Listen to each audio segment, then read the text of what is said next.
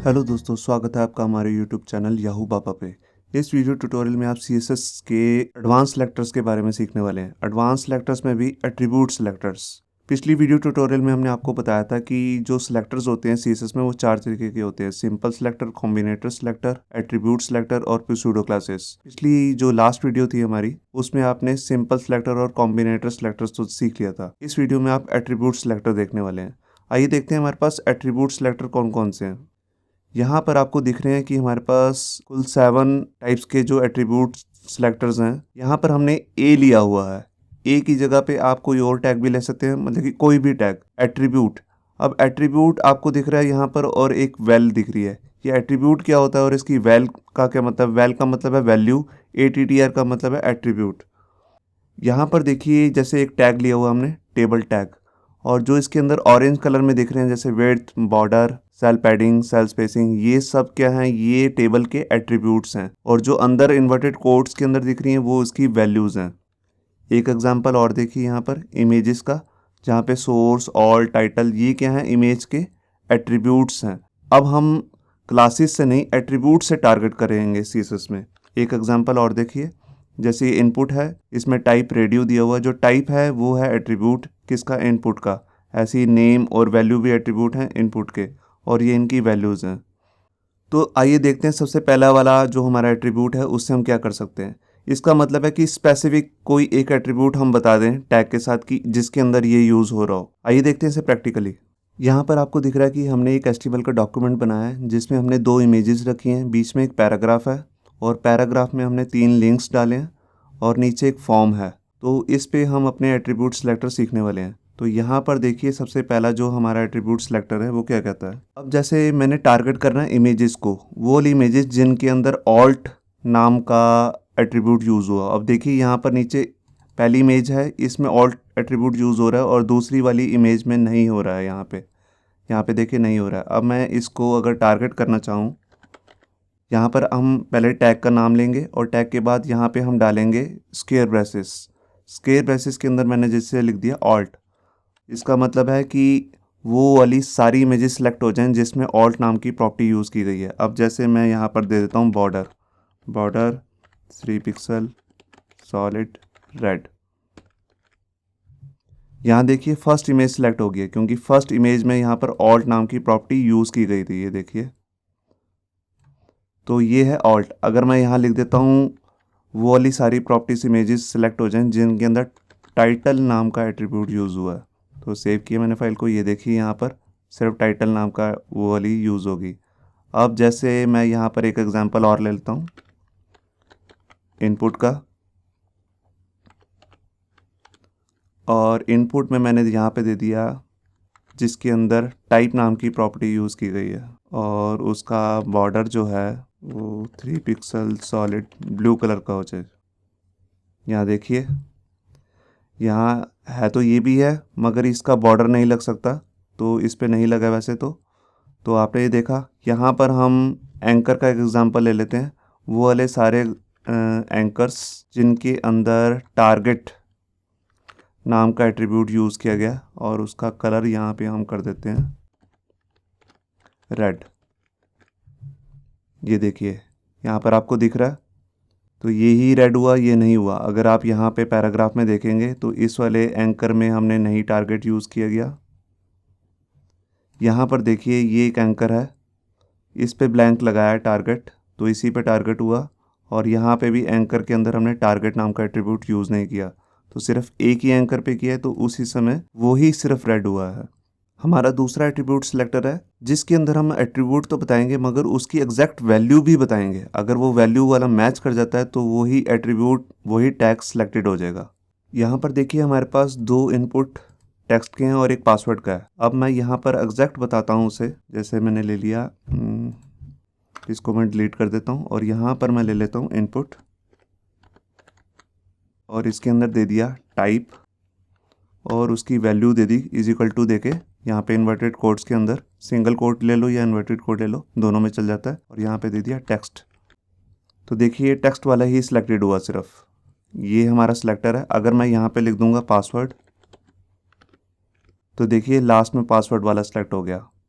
अब मैं आपको जैसे बताता हूँ, यहाँ पर हम इमेज के ऊपर टारगेट कर देते हैं और इमेज में भी मैंने जैसे ले लिया टाइटल।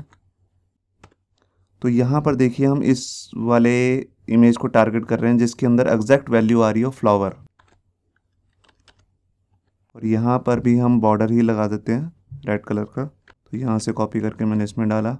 ये देखिए ये वाली इमेज सेलेक्ट होगी जो आपकी फ्लावर वाली इमेज थी, ये इसी में टाइटल आ रहा था। अब जैसे हमने यहाँ पर ऑल्ट को टारगेट करना है, अगर मैं इसी में ही कुछ चेंज कर दूँ, जैसे लिख दूँ फ्लावर ऑफ, तो देखिए यहाँ से इमेज हट जाएगी, ये हट गया।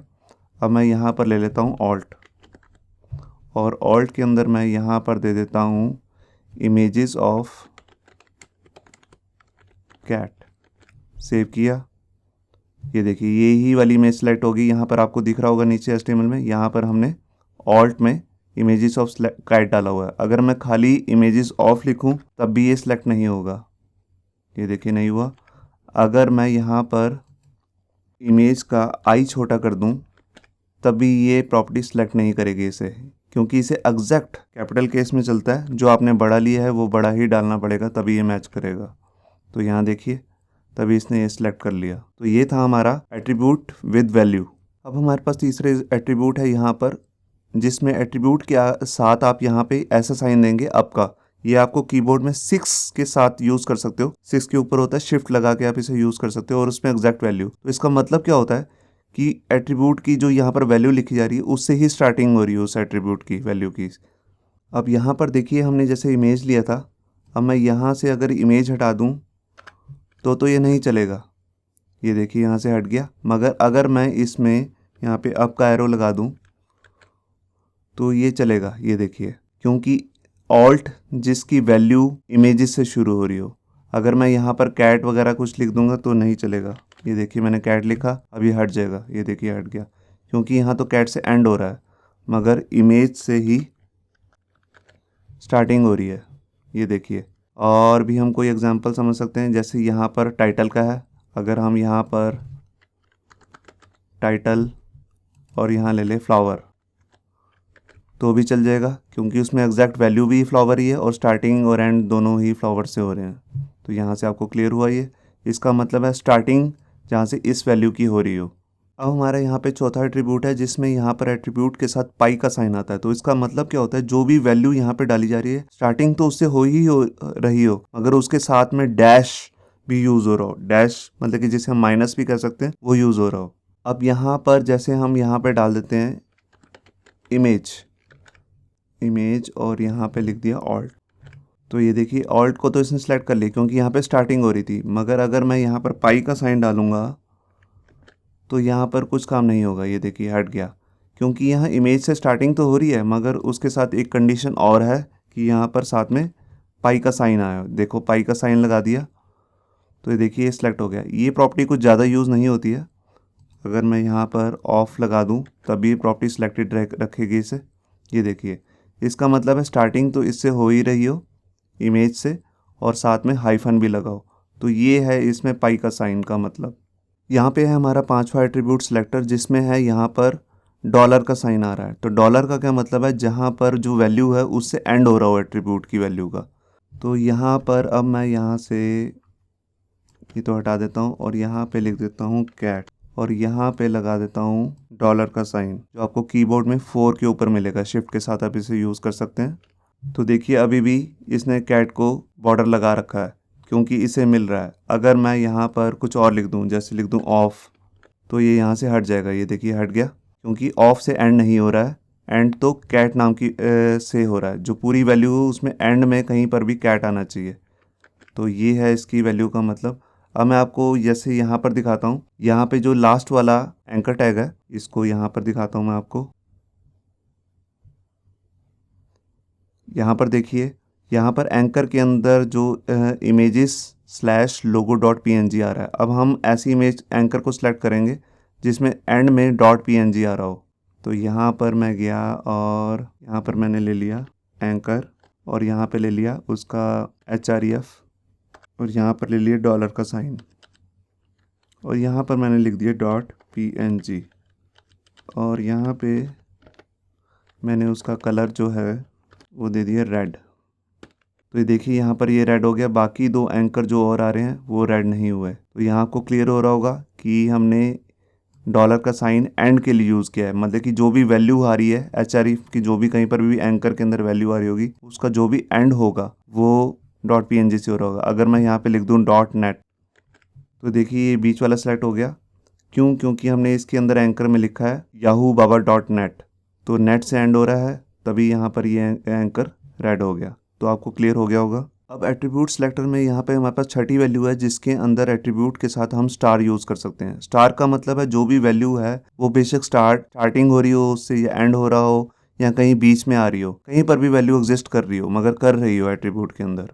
तो यहाँ से अभी मैं यहाँ पर ये इनपुट डिलीट कर देता हूँ और नीचे से एंकर भी अभी रिमूव कर देता हूँ। अब मैं यहाँ पर बात करता हूँ ऑल्ट की कहीं पर भी, तो उसके लिए यहाँ पर है स्टार का साइन। स्टार का मतलब कहीं पर भी जो वैल्यू आ रही हो। अब देखिए यहाँ पर देखिए अभी भी सिलेक्टेड है क्योंकि कैट तो आ ही रहा है। अगर इसके अंदर मैं यहाँ पर आप देख रहे हैं ऑल्ट के अंदर ऑफ भी आ रहा है, तो मैं वो सारी इमेजेस सेलेक्ट करना चाहता हूँ जिनके ऑल्ट में ऑफ आ रहा है। तो देखिए अभी भी ये इमेज सिलेक्टेड है। मैं इसका कलर चेंज करके दिखाऊँ आपको, ये देखिए ब्लू हो गया। तो आपको क्लियर हो रहा होगा स्टार का क्या मतलब है। स्टार का मतलब है कि कहीं पर भी एग्जैक्ट ये वैल्यू मैच कर रही हो। यहाँ पर हमारे पास एट्रीब्यूट सेलेक्टर में ही जो 7वां और लास्ट हमारे पास एट्रीब्यूट है, यहाँ पर उसका नाम है, मतलब कि एट्रीब्यूट के साथ आप टिडल का यूज़ करेंगे। टिडल जो होता है आपके कीबोर्ड में टैब की के ऊपर होता है, तो आप शिफ्ट के साथ इसे यूज़ कर सकते हैं। इसका मतलब होता है कि आप जो भी वैल्यू इसके अंदर यूज़ कर रहे हैं वो उसके आगे पीछे स्पेस होना ज़रूरी है। अगर स्पेस नहीं है तो वो नहीं चलेगा।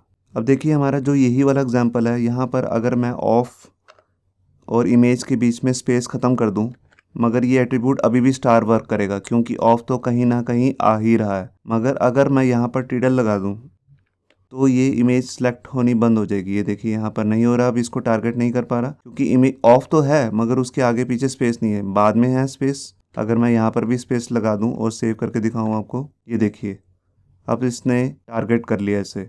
तो टिडल का मतलब है जो भी आप यहाँ पे वैल्यू दे रहे हैं उसके आगे पीछे स्पेस होनी ज़रूरी है। जैसे मैंने यहाँ पर लिख दिया कैट, तो देखिए अभी भी ये सिलेक्टेड ही है। तो ये है हमारा टिडल का यूज़। मैं एक बार आपको लास्ट में जाते हुए फिर से एक बार आपको बता देता हूँ यहाँ पर जो सारे एट्रीब्यूट्स हैं।